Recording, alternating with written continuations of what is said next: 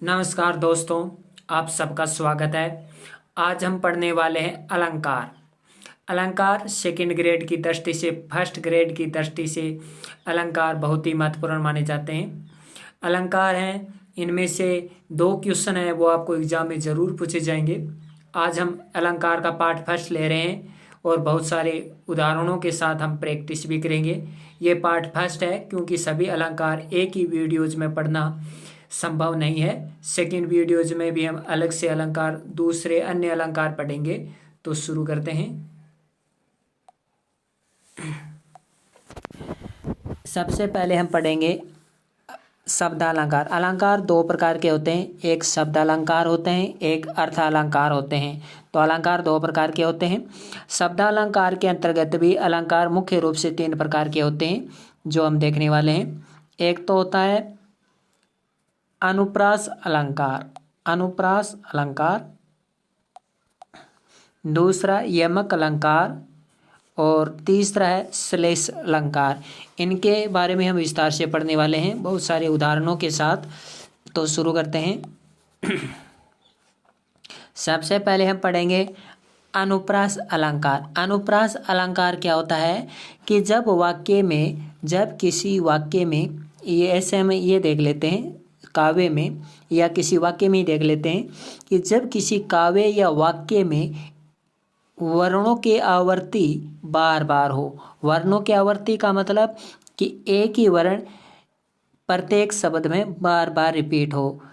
एक ही वर्ण जब प्रत्येक शब्द में बार बार रिपीट हो या एक से अधिक बार आए तो उसे कहते हैं अनुप्रास अलंकार। हम यहाँ पे किसकी बात कर रहे हैं? हम यहाँ पे वर्ण की बात कर रहे हैं, शब्द की बात नहीं कर रहे हैं। हम वर्ण की बात कर रहे हैं कि जब प्रत्येक वाक्य में या प्रत्येक काव्य में, एक पूरा काव्य हो सकता है या वाक्य हो सकता है, उसमें प्रत्येक शब्द में वर्ण की आवृत्ति बार बार हो। जब वर्ण की आवृत्ति बार बार होगी तो उसे अनुप्रास अलंकार कहते हैं। आइए आगे हम देखते हैं उदाहरणों की सहित। उदाहरण देखिए, एग्जाम्पल देखिए। तरणी तनुजा तट तमाल तरुवर बहु छाए। तरणी तनुजा तट तमाल तरुवर बहु छाए। इसमें देखिए तरणी में तय आ रहा है, ये एक शब्द है, इसमें तय आ रहा है। तनुजा में तय आ रहा है, तट में तय आ रहा है, तमाल में तय आ रहा है, तरुवर में तय आ रहा है। इस प्रकार प्रत्येक शब्द में वर्ण की आवृत्ति बार बार हो रही है, इस वजह से ये अनुप्रास अलंकार माना जाएगा। जैसे कि हमने यहाँ पे उदाहरण देखा था कि जब काव्य में वर्ण की आवृत्ति बार बार हो तो अनुप्रास माना जाएगा।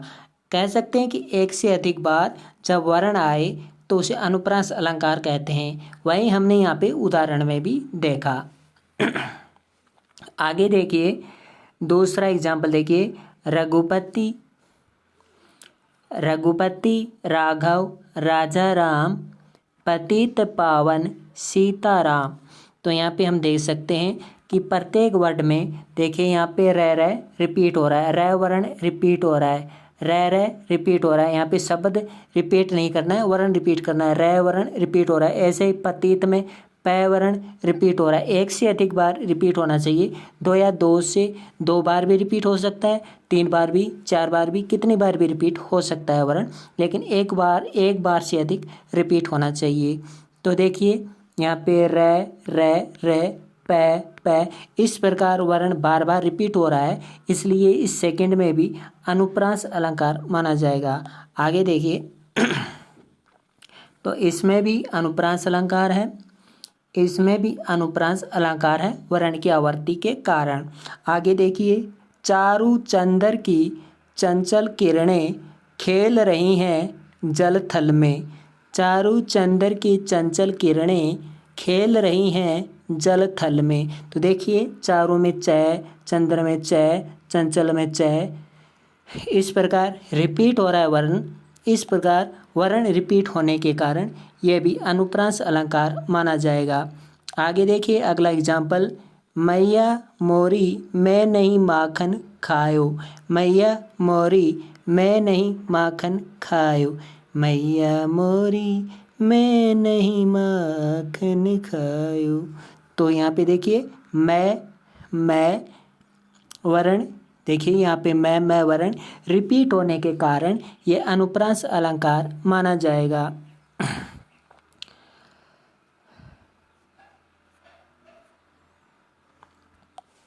आगे देखिए अनुप्रास अलंकार के अन्य उदाहरण। सठ सुधरहि संत संगति पाई, सठ सुधरहि संत संगति पाई। तो यहाँ पे हम देख सकते हैं स वर्ण की आवृत्ति है वो बार बार हो रही है, इस प्रकार से ये अनुप्रास अलंकार है। कालिंदी कुल कदम्ब की डारन, कालिंदी कुल कदम्ब की डारिन। तो देखिए कालिंदी क इस प्रकार क की आवृत्ति क वर्ण की आवृत्ति होने के कारण यह अनुप्रास अलंकार माना जाएगा। अब हम देखते हैं यमक अलंकार।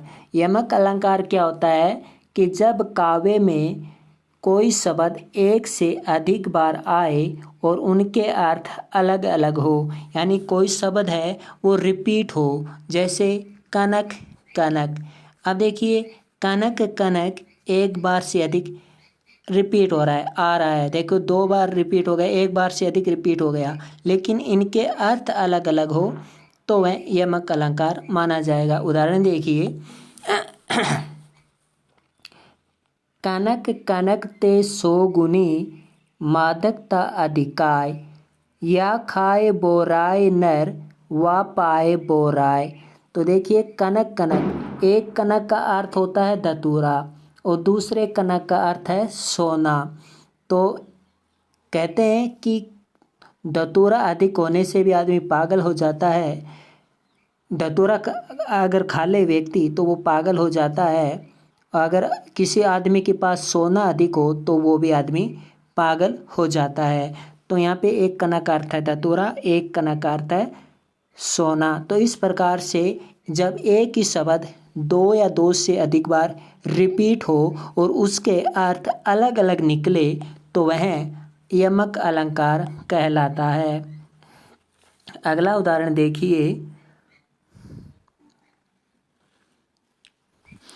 है कवि बेनी बेनी वयाल की चुराई लेनी।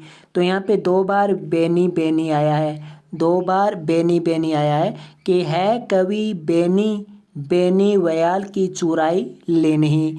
तो यहाँ पे एक बेनी का अर्थ क्या है, एक बेनी तो है कवि का नाम और दूसरी बेनी का अर्थ है बाला की चोटी।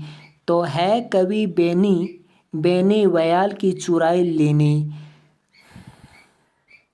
तो एक कवि का नाम है और दूसरा है बाला की चोटी। तो है कवि बेनी, तो कवि नाम का एक बेनी है, बेनी व्याल की चुराई लेनी, बेनी व्याल की चुराई लेनी। व्याल होता है बाघ, बेनी का हो गया बाला की चोटी, चुराई लेनी मतलब चुरा ली। आगे देखते हैं, तो इस प्रकार से ये हो गया है यमक अलंकार।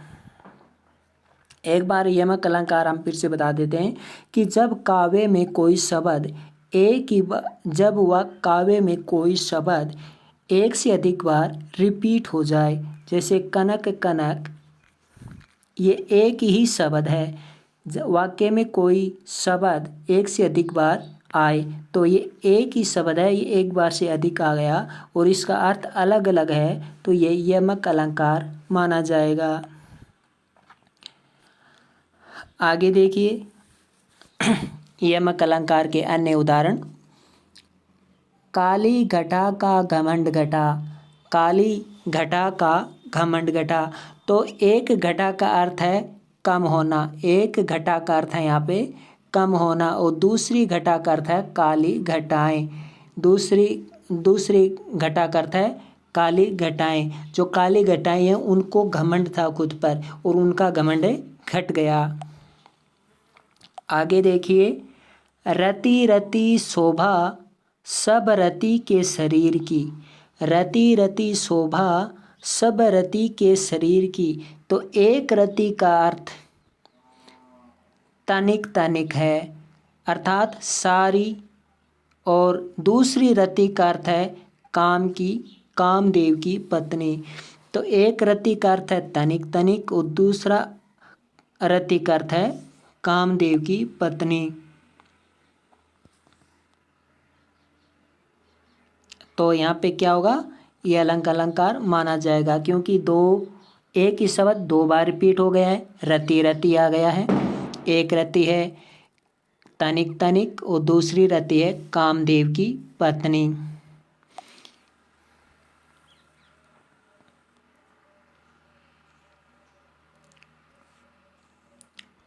आगे देखिए यमक अलंकार के अन्य उदाहरण और देखते हैं हम। नगन जड़ाती थी वे नगन जड़ाती है, वह आएगा यहाँ पे।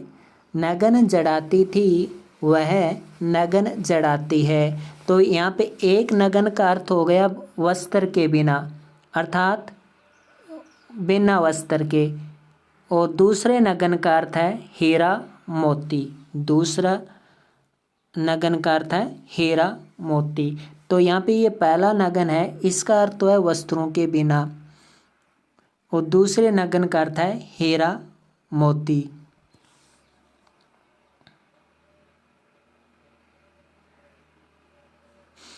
कहने का अर्थ है कि उसकी सुंदरता के आगे हीरे मोती भी फीके लगते हैं, ऐसा कह सकते हैं हम।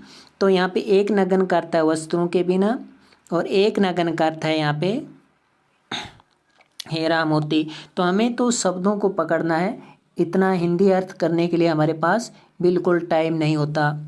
आगे देखिए, 3 बेर खाती थी वे 3 बेर खाती है। तो एक बेर हो गया समय और एक बेर हो गया बेर। एक बेर का हो गया जो झाड़ी के बेर लगते हैं वो बेर हो गया, और एक बेर हो गया समय, यानी वो 3 समय में 3 बेर खाती थी। सुबह एक बेर खा लेती थी, दोपहर एक बेर खा लेती थी, और शाम को एक बेर खा लेती थी। तो 3 समय में 3 बेर खाती थी। तो इसका मतलब अर्थ इतना समझना मुश्किल है कि 3 समय में वो 3 बेर करके 9 बेर खाती थी क्या, या 3 समय में या 3 ही बेर खाती थी। तो इतने गहराई में नहीं जाना हमें। अगला देखिए, तीसरा शब्दालंकार के अंतर्गत हम पढ़ते हैं श्लेष अलंकार। श्लेष का अर्थ है चिपकना, अर्थात एक ही शब्द के जब कई अर्थ निकलते हैं, जब एक ही शब्द के अनेक अर्थ चिपक जाते हैं, वही बात है कि जब वाक्य में या काव्य में कोई शब्द एक बार ही आता है, कोई शब्द एक ही बार आता है लेकिन उस शब्द के अनेक अर्थ निकलते हैं। जैसे कोई शब्द है पानी, पानी, तो इस पानी ये क्या है, एक ही शब्द हुआ, इसके कई अर्थ हो सकते हैं। इस पानी के संदर्भ में कई अर्थ लिए जा सकते हैं, इसी को कहते हैं श्लेष अलंकार। आइए हम उदाहरण के माध्यम से समझते हैं। रहीमन पानी राखिए बिन पानी सब सुन। रहीमन कहता है कि पानी बहुत ज़रूरी होता है, पानी के बिना कुछ नहीं है। पानी गए न उबरे मोती मानुष चुन। अब देखिए, पानी शब्द एक है, पानी यहाँ पे एक ही शब्द है, हालांकि रिपीट हुआ है, तो हम ये नहीं कह सकते कि ये यमक अलंकार है। हम यमक अलंकार क्यों नहीं कह सकते, क्योंकि हमें पूरा पढ़ना पड़ेगा, और पूरा पढ़ने पर हमें पता चला कि ये पानी तो इनके लिए है, मोती मानुष चून। तो यहाँ पे एक के लिए तो हुआ मोती यानी चमक, मानुष हुआ यहाँ पे इज्जत, और यहाँ पे चून हुआ चूनना। तो मोती हुआ यहाँ पे चमक, मानुष हुआ यहाँ पे इज्जत, और चून हुआ यहाँ पे चूनना। यानी चूनना होता है उसमें पानी ज़रूरी होता है, कि अगर हम चूने में पानी नहीं डालेंगे तो हम सफ़ेदी कैसे करेंगे, घर में पेंटिंग मतलब सफ़ेदी कैसे होगी, सफ़ेदी नहीं हो सकती। और पानी, जैसे मोती के संदर्भ में पानी हो गया चमक, जिस तरह चमक पानी की चमक होती है उसी प्रकार मोती की चमक होती है। और पानी उतना ही ज़रूरी होता है जितनी मनुष्य की इज्जत ज़रूरी होती है। तो इस प्रकार से हम कह सकते हैं ये सलेस अलंकार है, क्योंकि पानी एक है और इसके अर्थ है तीन तीन।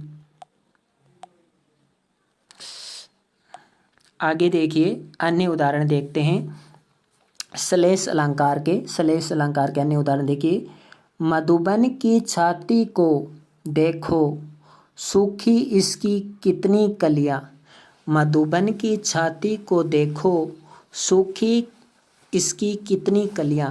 तो देखिए कलियां इसमें मेन शब्द हो गया, मुख्य शब्द यहाँ पे कलियां हैं और कलियों के यहाँ पे दो अर्थ निकल रहे हैं। एक तो कलियों का अर्थ है फूल खिलने से पूर्व की अवस्था, फूल खिलने की पूर्व की अवस्था। और दूसरे कलियों का अर्थ है यौवन आने से पहले की अवस्था, यौवन आने से पहले की अवस्था। और एक है फूल खिलने से पहले की अवस्था। तो इस प्रकार से कलियों के दो अर्थ हुए। आइए हम इसका अन्य अर्थ करते हैं कि मधुबन की छाती को देखो सूखी इसकी कितनी कलियां। तो पहले में हम कह सकते हैं कि पहले के संदर्भ में है कि यौवन आने से पहले की अवस्था, और सूखी इसकी कितनी कलियां इसके संदर्भ में कह सकते हैं फूल खिलने से पूर्व की अवस्था। तो यहाँ पे कलियों का अर्थ दो बार देखिए, कलियों का अर्थ है दो है यहाँ पे कि फूल खिलने से पूर्व की अवस्था और यौवन आने से पहले की अवस्था। आगे देखते हैं सलेस अलंकार के कुछ और उदाहरण देखते हैं कि चरण धरत चिंता करत चितवन चारों ओर सुबरन को खोजत फिरत कवि वे भी चोर। एक बार हम फिर से पढ़ते हैं कि चरण धरत चिंता करत चितवन चारों ओर सुबरन को खोजत फिरत कवि वे भी चारी चोर। अब देखिए यहाँ पे सुबरन शब्द के एक से अधिक अर्थ निकल रहे हैं, इसलिए यहाँ पे सलेस अलंकार है। देखिए कवि के अर्थ में एक सुबरन, इसका अर्थ है कवि के संदर्भ में सुबरन से क्या अर्थ है, कवि के अर्थ में सुबरन से अर्थ है सुंदर वर्ण, यानी सुंदर शब्दों की रचना। तो देखिए चरण धरत चिंता करत चितवन चारों ओर सुबरन को खोजत फिरत कवि वे भी चारी चोर। तो देखिए मेन शब्द यहाँ पे सुबरन है, और ये सुबरन है ये तीन के लिए आया है, कवि के लिए, वे भी चारी के लिए और चोर के लिए। तो सुबरन का यहाँ पे अर्थ है कि सुबरन को खोजत फिरत यानी खोजता फिरता है कवि। तो कवि किसकी खोज करता है, सुंदर वर्णों की खोज करता है। और व्यभिचारी के संदर्भ में सुंदर रंग रूप, अर्थात जो सुंदरता का पुजारी होता है, मोह माया वाला होता है, वो सुंदरता को खोजता है। तो व्यभिचारी है वो सुंदरता को खोजता है। और चोर क्या खोजता है, तो देखिए चोर के संदर्भ में यहाँ पे है सोना। तो चोर है वो सुबरन सोना के लिए आया है। तो इस प्रकार से ये सलेस अलंकार है।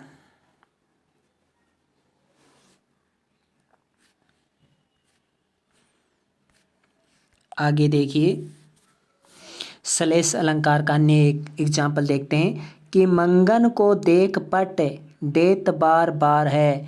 मंगन को देख पट देत बार बार है। तो देखिए यहाँ पे पट शब्द के दो अर्थ आए हैं, एक है वस्त्र और एक है दरवाज़ा। तो इस पट के दो अर्थ हैं, एक है वस्त्र और एक है दरवाज़ा। कहने का अर्थ है कि मंगन यानी मांगने वाला, यानी भिखारी। भिखारी को देखकर हम, एक तो कोई भिखारी आता है हमारे घर पर तो हम उसको बार बार वस्त्र देते हैं, बार बार उनको वस्त्र देते हैं। और एक जब कोई किसी के घर, एक ऐसे लोग होते हैं अगर किसी के घर वो भिखारी चला जाए, मांगने, मंगन यानी मांगने वाला चला जाए, तो हम दरवाज़ा बार बार दरवाज़ा बंद कर देते हैं। वो बार बार जाता है, हम बार बार दरवाज़ा बंद कर देते हैं, अर्थात हम भगा देते हैं। और एक ऐसा भी लोग होते हैं, ऐसे भी घर होते हैं कि मांगने वाला जाता है तो हम बार बार हम उसे वस्त्र दे देते हैं। तो ये यहाँ का अर्थ होगा। आगे देखिए श्लेष अलंकार के और अन्य अर्थ देखिए, उदाहरण देखिए। मेरी भव बाधा हरो, मेरी भव बाधा हरो, राधा नागरी सोय, जातन की झाई परे, श्याम हरित दूती होय। यहाँ हरित शब्द के अर्थ हैं, एक है हर्षित यानी प्रसन्न होना, और एक अर्थ है हरे रंग का होना। मेरी भव बाधा हरो, राधा नागरी सोय, जातन की झाई परे, श्याम हरित दूती होय। यानी श्याम को यहाँ पे सांवले रंग का बताया गया है, और एक अर्थ हुआ हरित का यहाँ पे हर्षित होना। तो इस प्रकार से ये श्लेष अलंकार हैं। अब देखिए अर्थालंकार के 5 भेद होते हैं। ये कोई मुख्य रूप से 5 भेद होते हैं, अन्य भी बहुत सारे भेद होते हैं जो कि हम सेकंड पार्ट में पढ़ेंगे। इतना सारा पढ़ना मुमकिन नहीं है। तो उपमा अलंकार, रूपक अलंकार, उत्प्रेक्ष्य अलंकार, अतिशयोक्ति अलंकार, मानवीकरण अलंकार, ये हम अभी पढ़ने वाले हैं। इसके अलावा जो व्यतिरेक अलंकार है, जो अन्य जितने भी अलंकार हैं वो हम नेक्स्ट पार्ट में पढ़ेंगे। आइए अब हम पढ़ते हैं उपमा अलंकार। देखिए उपमा अलंकार सबसे मोस्ट होता है। आपको अब तक उपमा अलंकार और रूपक अलंकार में जो डिफरेंस है, जो भेद है, वो आपको समझ में नहीं आया होगा। आज इस वीडियो में आपको अच्छे से समझ आ जाएगा। तो उपमा अलंकार देखते हैं। सबसे पहले उपमा अलंकार क्या होता है कि जब काव्य में किसी वस्तु या व्यक्ति की तुलना किसी अत्यंत प्रसिद्ध व्यक्ति या वस्तु से की जाती है, तो कह सकते हैं, सीधा का सीधा कहना है कि उपमेय और उपमान में आपस में तुलना दिखाई जाती है। उपमेय और उपमान में आपस में तुलना दिखाई जाती है, उसी को उपमा अलंकार कहा जाता है। जबकि रूपक अलंकार में उपमेय और उपमान में तुलना नहीं दिखाई जाती है, बल्कि वो भेद रहित होता है, इसलिए उसमें एक दूसरे का भेद कर दिया जाता है, उसको रूपक अलंकार कहते हैं। तो आइए हम उपमा अलंकार के बारे में उदाहरण देखते हैं कि पीपर पात सरिस मन डोला। उपमा अलंकार के 2 भेद होते हैं। एक तो होता पूर्णो उपमा, यानी पूर्ण उपमा, यानी उसमें सब कुछ होता है, उसके अंदर वाचक भी होता है, उपमा होता है, उपमेय होता है, साधारण धर्म भी होता है, यानी ये चारों होते हैं। तो उपमा के भी 4 भेद हो जाते हैं, साधारण धर्म, वाचक, उपमान, उपमेय। तो ये चारों होते हैं, उसे कहते हैं पूर्णो उपमा, यानी पूर्ण होता है। तो पीपर पात सरिस मन डोला, यहाँ मन के डोलने की तुलना पीपल के पत्ते से की गई है, अतः यहाँ उपमा अलंकार है। यहाँ पे तुलना की गई है, रूपक में तुलना नहीं की जाती। तो आइए हम समझते हैं इसको कि देखिए यहाँ पे वाचक शब्द क्या होगा। वाचक शब्द होगा यहाँ पे सरिस। वाचक शब्द हम कैसे पहचाने वो मैं आपको आगे बताऊंगा। तो यहाँ पे वाचक शब्द कौन सा है? वाचक शब्द है यहाँ पे सरिस। मन क्या है? मन यहाँ पे उपमेय है। अब हम कैसे पहचाने कि मन उपमेय है या पिपर पात उपमेय है, तो हम वो आगे देखेंगे। डोला क्या है? साधारण धर्म है। डोला साधारण धर्म क्या होता है? साधारण धर्म का मतलब होता है कि जब एक शब्द है वो दो की बात करे, दो में आपस में दो जनों की बात करें, यानी दो के लिए आए, जो शब्द दो के लिए आए, अर्थात जो शब्द उपमेय के लिए भी आए, जो शब्द उपमान के लिए भी आए, उसे कहते हैं डोला। यानी जो उपमेय और उपमान दोनों की विशेषता बताए या दोनों का जिक्र करे तो उसे कहते हैं साधारण धर्म। तो मन डोला, तो मन भी डोलता है। जिस प्रकार मन डोलता है उसी प्रकार पीपल का पत्ता भी डोलता है। यानी जिस प्रकार पीपल का पत्ता डोल रहा है जिस प्रकार पीपल का पत्ता डोलता है उसी प्रकार मन डोल रहा है। तो इस प्रकार हम कह सकते हैं कि मन यहाँ पे मुख्य है, यानी मन यहाँ पे उपमेय है और पिपर पात है उपमान है। आगे हम आज अच्छे से समझेंगे। तो डोला हो गया साधारण धर्म, सरिस हो गया वाचक शब्द, पेपर पात वाचक का यहाँ पे अर्थ होता है एक प्रकार से समानता को दर्शाते हुए, समानता को तो एक प्रकार से दूसरे को कनेक्ट करना, यानी कंजक्शन कह सकते हैं हम। तो यहाँ पे पिपर पात हो गया उपमान, मन हो गया उपमेय, डोला हो गया साधारण धर्म और सरिस हो गया यहाँ पे वाचक। आगे हम देखते हैं। तो यहाँ मन के डोलने की तुलना पीपल के पत्ते से की गई है। आप देखते हैं उपमेय और उपमान क्या होता है। उपमेय होता है जिसकी उपमा दी जाए, जिसकी उपमा दी जाए। तो यहाँ पे मन है वो उपमेय है, जैसा कि हम जिक्र कर चुके हैं कि जिसकी उपमा दी जाए, यानी उपमा किसकी दी गई, किसके बारे में बात की गई थी, मन के बारे में बात की गई थी। और उपमा होता है, उपमान होता है कि जिस प्रसिद्ध वस्तु या व्यक्ति से उपमा दी जाती है। यहाँ पे प्रसिद्ध कौन था, पीपल का पत्ता था, क्योंकि वो ही प्रसिद्ध था, है ना। आगे हम देखते हैं। तो उपमेय होता है जिसकी उपमा दी जाए, किसकी उपमा दी गई थी, मन की उपमा दी गई थी। मन की उपमा, उपमा मतलब तुलना, उप प्लस मा तुलना। तो माँ का अर्थ होता है यहाँ पे तुलना, यहाँ पे ऐसे याद रख सकते हैं, माँ का अर्थ होता है तुलना। देखिए यहाँ पे मान है, यहाँ पे माँ है, तो माँ का अर्थ ही होता है तुलना करना। तो किससे तुलना की गई थी, मन की तुलना पीपल के पत्ते से की गई थी। अब आपको आई होप अच्छे से याद हो गया होगा।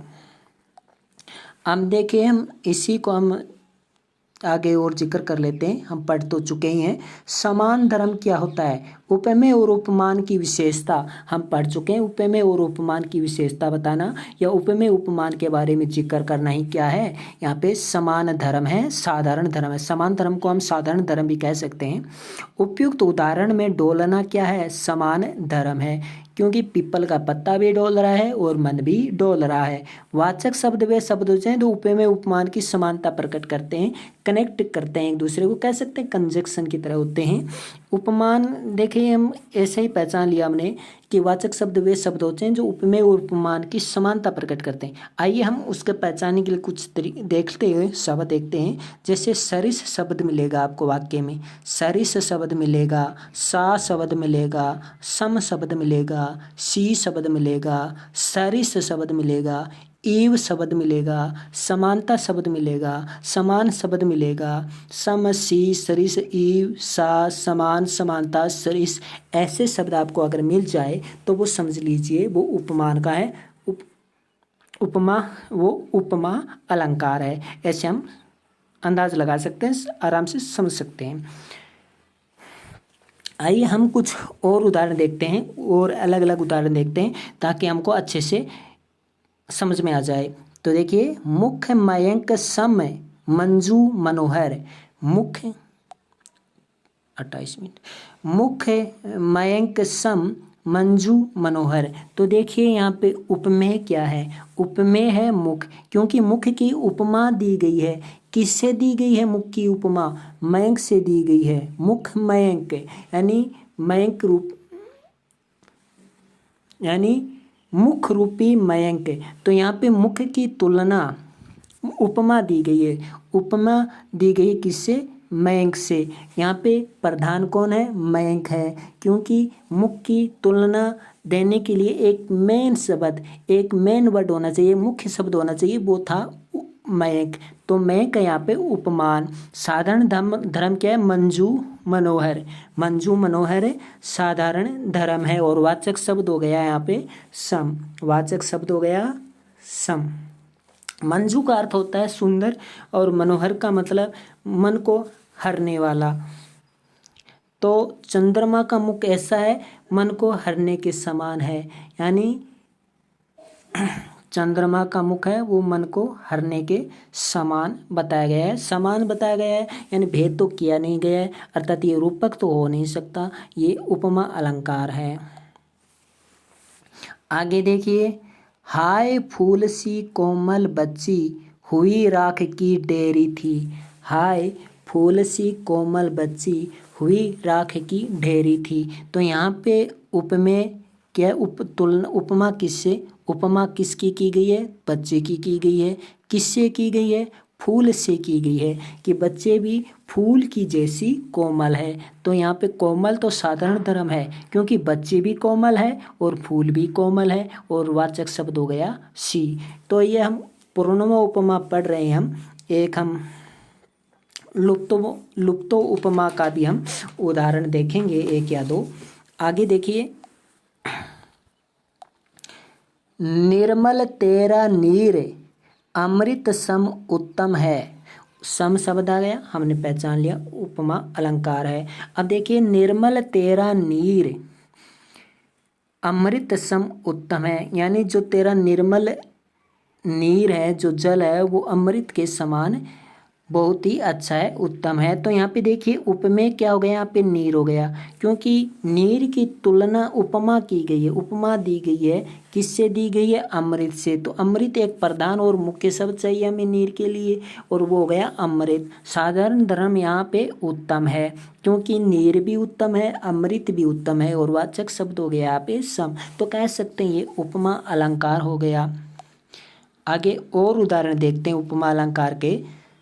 तब तो बहता समय शिला सा जम जाएगा। तब तो बहता समय शिला सा जम जाएगा।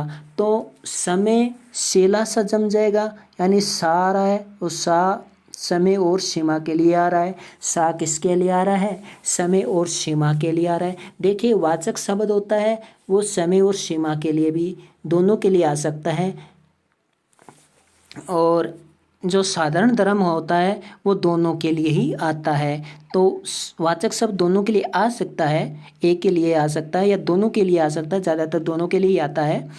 लेकिन जो साधारण धर्म होता है वो दोनों के लिए ही होता है। कैसे होता है, क्योंकि जम क्या जाएगा, बहता पानी जम जाएगा। और किस तरह जम जाएगा, शिला की, जिस तरह शिला जमी होती है, कड़क होती है, उसी प्रकार वो पानी भी कड़क हो जाएगा जमकर। तो उपमेय यहाँ पे समय है, शिला यहाँ उपमान है। तो उपमा दी गई है समय की शिला से, और साधारण धर्म है यहाँ पे जम जाना, और वाचक शब्द है सा। आगे देखते हैं, उषा सुनहले तीर बरसती जय लक्ष्मी सी उदित हुई। जिस प्रकार जय लक्ष्मी उदित होती हुई, प्रकट होती हुई प्रतीत होती है, उसी प्रकार उषा के जो उषा है, उषा रूपी जो किरणें हैं वो तीरों के समान बरस रही है जमीन पर। उषा रूपी किरणें हैं वो जमीन पर तीरों की तरह बरस रही है। तो यहाँ पे उषा क्या हो गया, उषा यहाँ पे उपमेय हो गया। उषा क्या हो गया, यहाँ पे उपमेय हो गया। उषा की उपमा किससे दी जा रही है, लक्ष्मी, जय लक्ष्मी से दी जा रही है। और जय जिस प्रकार उषा उदित होती है उसी प्रकार जय लक्ष्मी उदित हुई, और सी यहाँ पे समानता बताई जा रही है। जिस प्रकार से उषा की किरणें सुनहरे तीर हैं वो जमीन पर बरस रहे हैं, उसी प्रकार जय लक्ष्मी उदित हुई है। तो यहाँ पे सी समानता बताने के लिए हुआ। आगे देखते हैं, बदऊ कोमल कमल से जग जननी के पाँव। बदऊ कोमल कमल से जग जननी के पाँव। तो जननी के पाँव को, जननी के जो पैर हैं, जननी के जो पाँव हैं वो कमल की तरह कोमल बताए गए हैं। तो यहाँ पे कमल तो उपमान हो गया, और जग जननी के जो पैर हैं वो उपमा।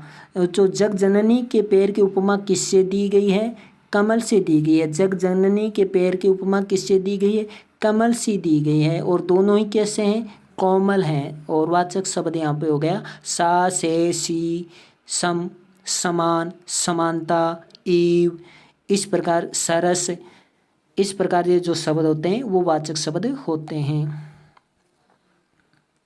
आगे हम देखते हैं, वीडियो काफ़ी लंबा हो गया है, रूपक अलंकार हम आगे पढ़ेंगे। उससे पहले हम लुप्तो उपमा देखते हैं। लुप्तो उपमा के कुछ उदाहरण देखते हैं। यहाँ पे जगह खाली नहीं है, क्या करें। तो देखिए लुप्तो उपमा,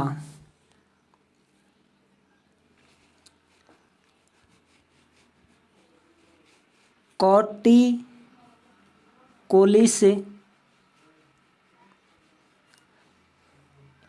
तो लुप्तोपमा हम नेक्स्ट पार्ट में देखेंगे। अगर आपको वीडियो अच्छा लगा हो तो लाइक कीजिएगा, शेयर कीजिएगा। नेक्स्ट पार्ट में हम लुप्तोपमा के साथ साथ और सभी प्रकार के जो अलंकार हैं उनके बारे में पढ़ने वाले हैं। आज के लिए इतना ही। धन्यवाद।